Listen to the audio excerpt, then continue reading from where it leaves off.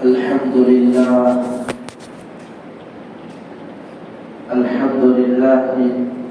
وكفى وسلام على عباده الذين اصطفى أما بعد فأعوذ بالله من الشيطان الرجيم بسم الله الرحمن الرحيم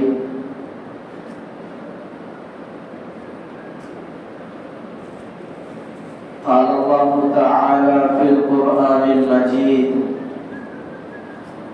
والعصر إن الإنسان لفي خسر إلا الذين آمنوا وعملوا الصالحات وتواصوا بالحق وتواصوا بالصبر صدق الله العظيم. وقال النبي صلى الله عليه وسلم ألا كلكم راع وكلكم مسؤول عن رعيته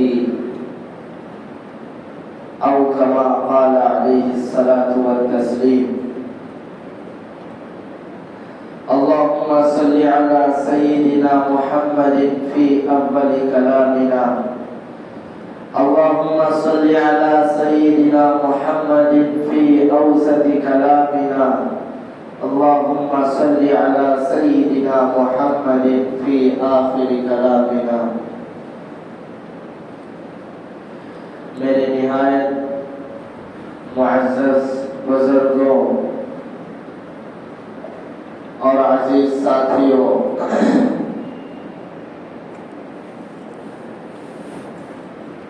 اللہ تبارک و تعالیٰ کا بے انتہا فضل ہوا، کرم ہوا کہ اس رب کائنات نے ہم سب کو ایک انمول نعمت، ایک انمول دولت عطا فرمایا ہے جس کا نام ایمان ہے۔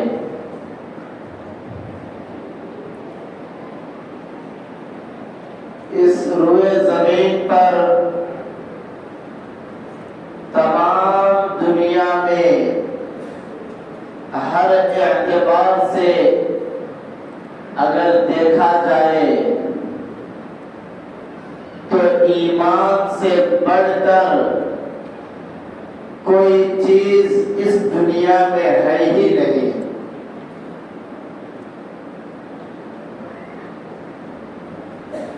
ایمان کے بغیر آدمی کو پوری دنیا مل جائے تب بھی وہ آدمی غریب ہی شمار ہوتا ہے، مفلس ہی شمار ہوتا ہے۔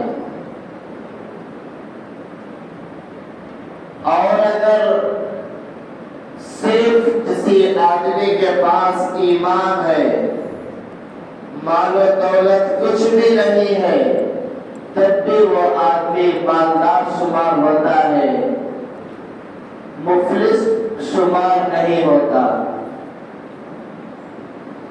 تو اللہ تبارک و تعالی نے ہم لوگوں کو اتنی بڑی نعمت بن مانگے دے دیا، بن پوچھے دے دیا، ماں کے پیٹ سے مسلمان بن کر باہر نکلے ہیں، تو ہمارے لیے اب ضرورت اس بات کی ہے کہ اس ایمان کی ہم حفاظت کریں، اس ایمان کو بچا کر ہم اس دنیا سے جائیں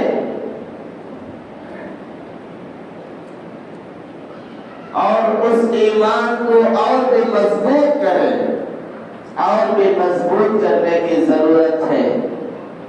اس لیے کہ جو دور اب چل رہا ہے جس میں ہم اور تم سانس لے رہے ہو، شب و روز گزار رہے ہو، یہ فتنوں کا دور ہے،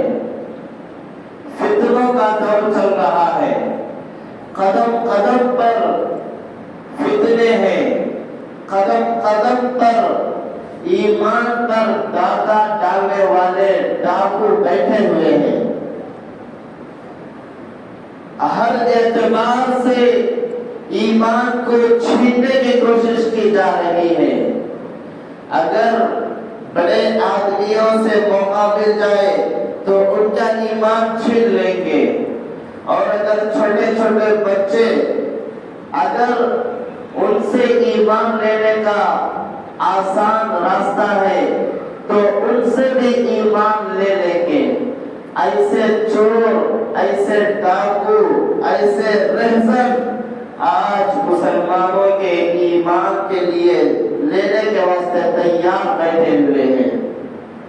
لیکن افسوس کی بات ہے کہ ہم ہمارے ایمان کی ذرا برابر بھی فکر نہیں کر رہے ہیں، ذرا برابر بھی فکر نہیں کر رہے ہیں۔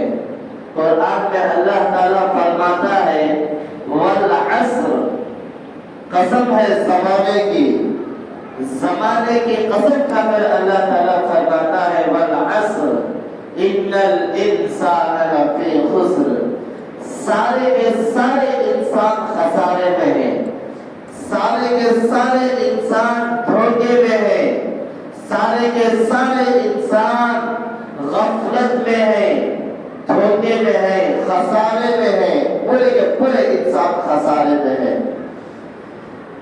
اب کون خسارے میں نہیں ہے؟ اللہ تعالیٰ فرماتا ہے اِلَّا الَّذِينَ آمَنُوا وَعَمِلُوا الصَّالِحَاتِ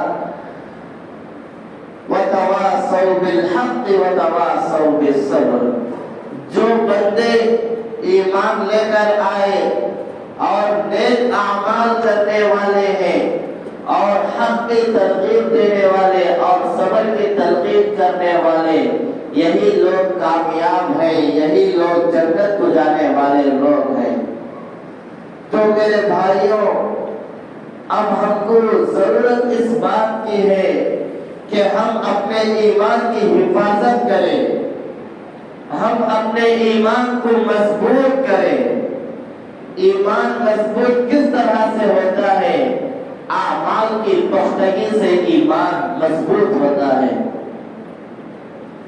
اگر کسی بندے کے اعمال پختہ ہو جائے، اگر کسی بندے کی نماز پختہ ہو جائے، یعنی نماز کا عادی بن گیا ہے، قرآن پڑھنے کا عادی بن چکا ہے، ذکر و اذکار کرنے کا عادی بن چکا ہے، سچ بولنے کا عادی بن چکا ہے، چھوٹوں پر رحم، بڑوں کی عزت کرنے کا اس کی عادت بن چکی ہے، ماں باپ کی خدمت کرنا اس کا کام بن چکا ہے۔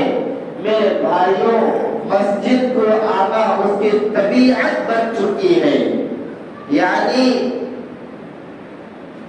اپنی طبیعت کو شریعت بنا دیا ہے، یعنی ہماری طبیعت وہی کام کرے گی جو شریعت بولے گی، ہماری طبیعت، ہماری عادت وہی ہوگی جو قرآن بولے گا، اللہ کے نبی کا فرمان بولے گا، وہی ہماری زندگی ہوگی اور وہی ہماری موت ہوگی، وہی حیات ہوگی۔ اگر کوئی بندہ ایسا ہو گیا تو سمجھ لیجئے کہ اس کا ایمان مضبوط ہو چکا ہے، اس کا ایمان مضبوط ہو چکا ہے۔ میرے بھائیوں، ہم جو اس دنیا میں آئے ہیں، یہ دنیا میں آنے کا مقصد شادی کرنا، بچوں کو پیدا کرنا اور ان کو اچھے اچھے انتظامات کرنا، عمدہ عمدہ کھانا کھلانا، عمدہ عمدہ کپڑے پہنانا اور عمدہ عمدہ اسکولوں میں، کالجوں میں اپنے بچوں کو پڑھا کر ان کو عمدہ سے عمدہ نوکری دلانا، یہ مقصد نہیں ہے۔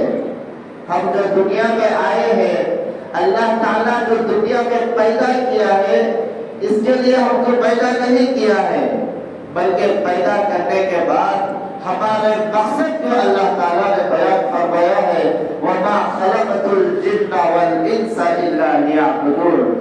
ہم نے اس دنیا میں انسانوں کو اور جناتوں کو میری عبادت کرنے کے لیے پیدا کیا گیا ہے۔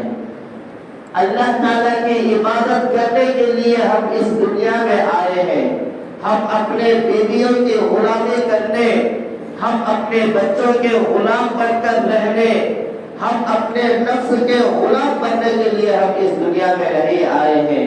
ہم اللہ کے غلام بن کر زندگی گزارنے کے لیے، اللہ کے احکامات پر چلنے کے لیے ہم اس دنیا میں آئے ہوئے ہیں.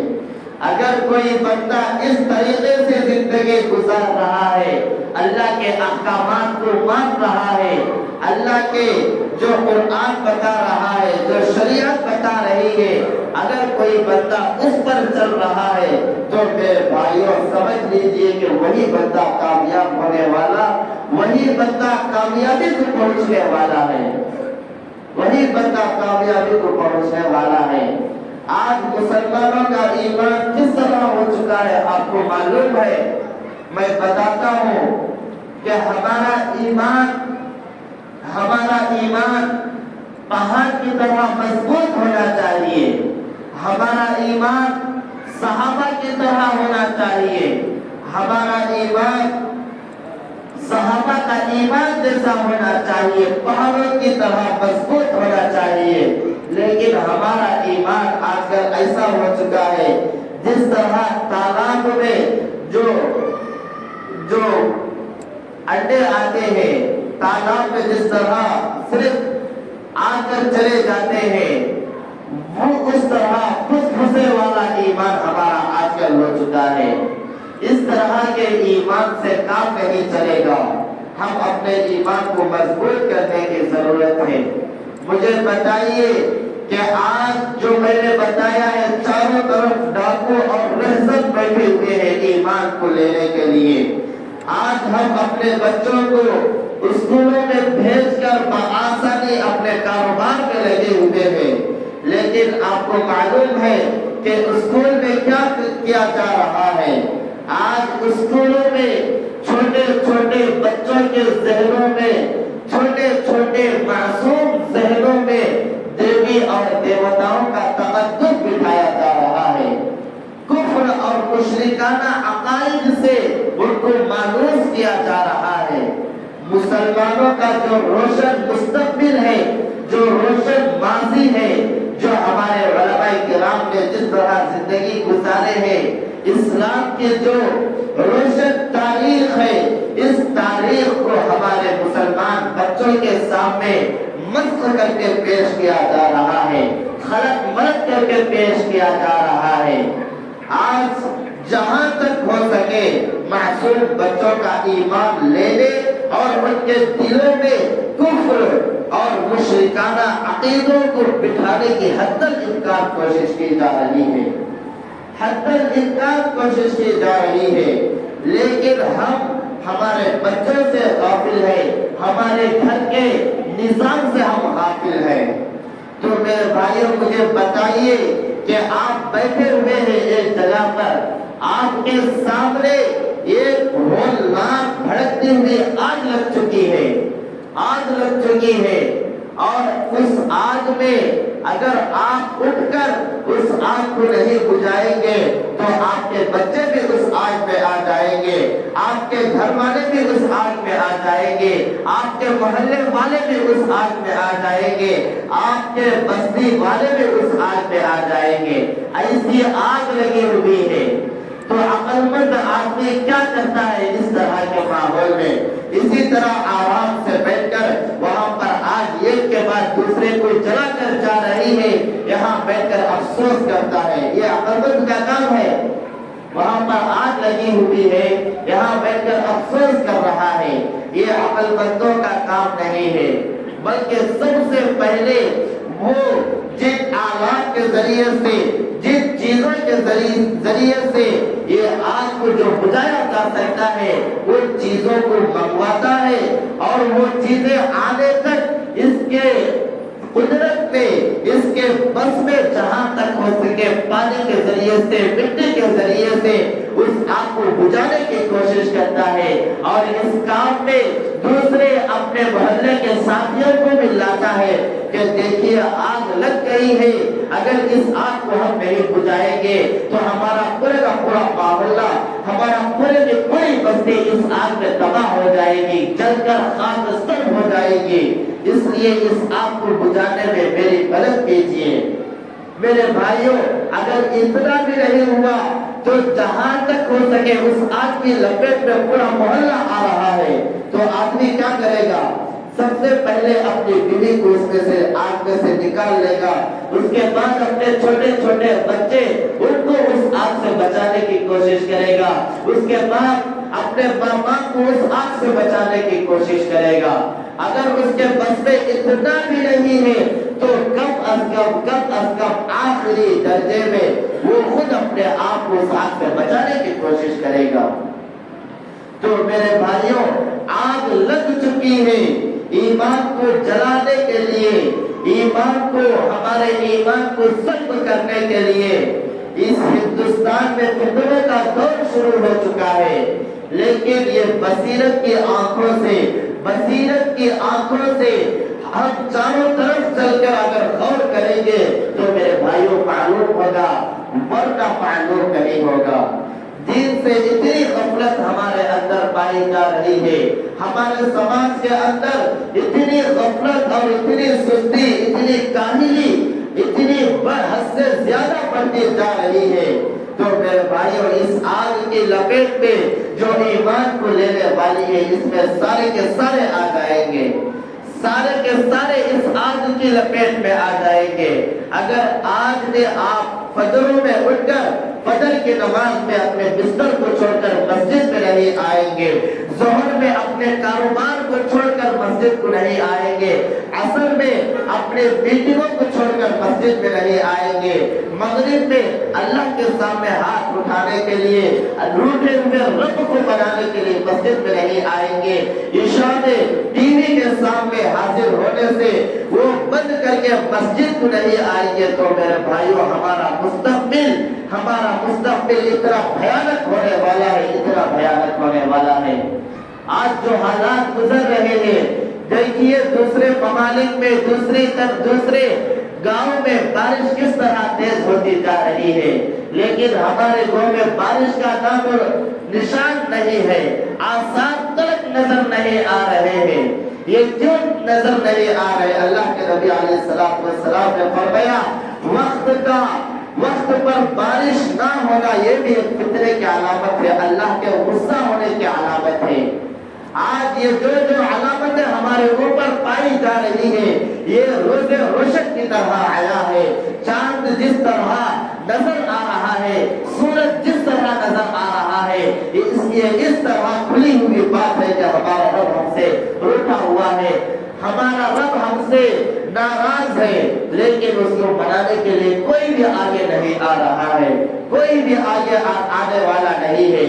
وہی مسجدوں کو خالی چھوڑنا، وہی اپنے دکانوں میں جھوٹ اور دغا بازی کو عام کرنا، وہی ناپتول میں کمی کرنا، اور وہی اپنے سے کمتروں پر ظلم کرنا، اور وہی نمازوں کو چھوڑنا، یہ جب تک یہ بری عادتیں ہمارے اندر رہے گی تب تک ہم آگے بڑھنے والے نہیں ہوں گے، آگے بڑھنے والے نہیں ہوں گے۔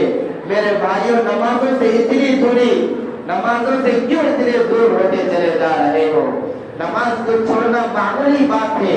ان الصلاۃ، جتنی بے حیائی، جتنے برے کام اس سماج میں پائے جا رہے ہیں، ہمارے معاشرے میں پائے جا رہے ہیں، یہ تمام کے تمام نماز کو چھوڑنے کی نحوست ہے، نماز کو چھوڑنے کی نحوست ہے۔ اگر نماز کو ادا کریں گے تو جتنی بے حیائی اور فحاشی ہمارے معاشرے میں ہو رہی ہے، سارے کے سارے تمام پاک و صاف ہو جائے گی۔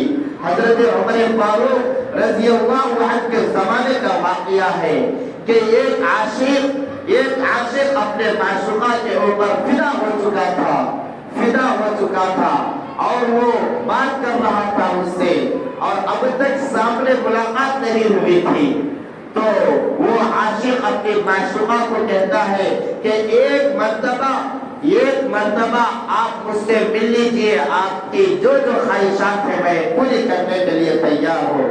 عاشق اپنے معشوقہ کو کہتا ہے، معشوقہ بولتی ہے کہ میری ایک شرط ہے، اگر اس شرط کو تم پوری کرو گے تو میں بھی تمہاری شرط کو پوری کرنے کے لیے تیار ہوں۔ یعنی میری طرف سے ایک شرط ہے، اگر اس شرط کو پوری کرو گے تو میں بھی تمہاری شرط جو تم سے ملنے کی شرط ہے، اس شرط کو پوری کرنے کے لیے تیار ہوں۔ تو وہ عاشق کہتا ہے کہ بتائیے آپ کی کیا شرط ہے، میں ہر شرط ماننے کے لیے تیار ہوں۔ تو وہ محبوبہ کہتی ہے، معشوقہ کہتی ہے کہ آپ 40 دن تک حضرت عمر فاروق کے پیچھے نماز پڑھیے، 40 دن تک جماعت کے ساتھ تکبیر اولیٰ کے ساتھ آپ ان کے پیچھے نماز پڑھیے، اور 41ویں دن میں آپ مجھ سے کہیے کہ میں 40 دن مکمل کر چکا ہوں، آپ کی شرط مکمل ہو چکی ہے، لہذا میں اس کے بعد تمہاری شرط پوری کرنے کے لیے تیار ہوں۔ تو میرے بھائیوں، حضرت عمر فاروق کا زمانہ تھا، امیر المؤمنین تھے، آدھی دنیا سے زیادہ حکومت کرنے والے، ایسے خلافت کرنے والے بادشاہ تھے۔ آج اگر کوئی بندہ 40 دن آج کل کے جو امام صاحب ہیں ان کے پیچھے نماز پڑھے گا تو زندگی میں تبدیلی آ جائے گی، اس کے اوپر جنت واجب ہو جائے گی۔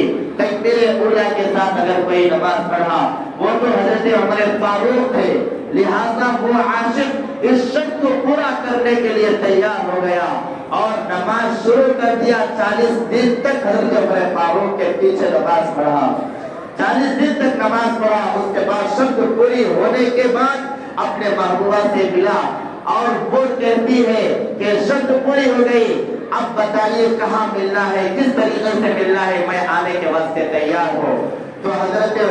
تو وہ عاشق کہتا ہے اب ملنے کی تو دور کی بات، یہی آخری بات ہے، یہی فرض بات ہے، اب بات کرنا دور کی بات ہے، آج سے میں بات بھی نہیں کروں گا۔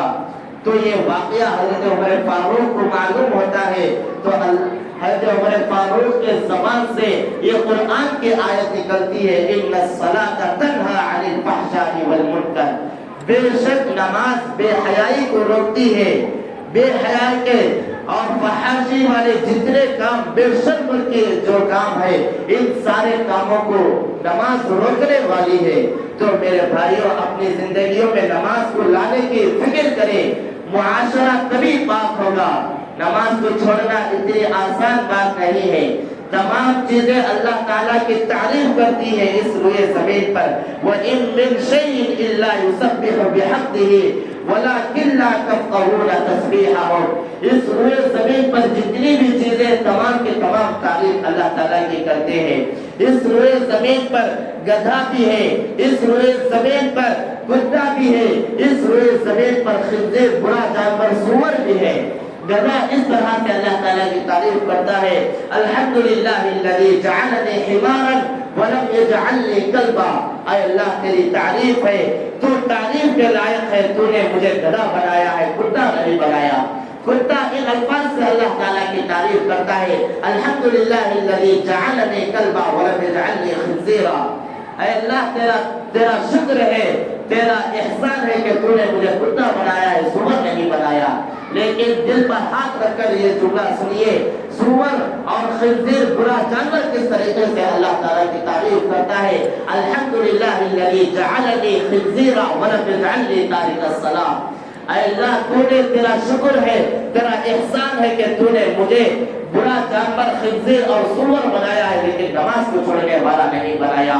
میرے بھائیوں، آپ اپنے سینے پر ہاتھ رکھ کر اپنے گریبانوں میں جھانک کر دیکھیے کہ ہم نماز کو جو چھوڑنے والے ہیں یہ خنزیر سے بھی گئے گزرے لوگ ہیں۔